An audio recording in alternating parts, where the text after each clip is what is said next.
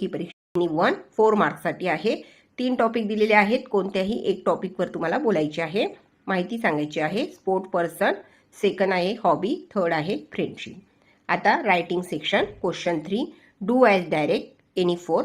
Question 3 8 मार्क्ससाठी आहे। त्यातील क्वेश्चन 3 मधील बी क्वेश्चन 2 मार्क्स, सी मधील C question solve the puzzle 2 मार्क्ससाठी आहे। फर्स्ट वर्ड मध्ये ए लेटर लिहायचे आहे, लीड वर्ड्स तयार होईल। सेकंड मध्ये एन हे लेटर लिहून इन क्वेश्चन 1 मधील E question frame compound words any two life time.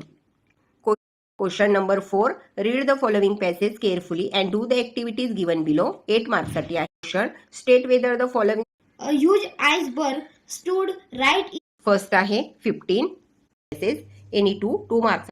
Question 4 मधील D question they were traveling in the E question while travel पोयमचं नेम आहे truth.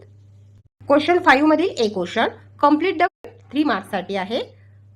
the poet was trying to tell us the friendship to answer your question that first question आहे हिम।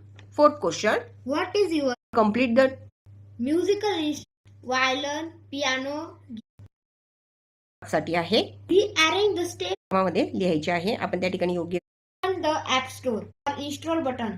Fifth Translate the following sentences into आहे first given sentence in your medium of instruction man perfect.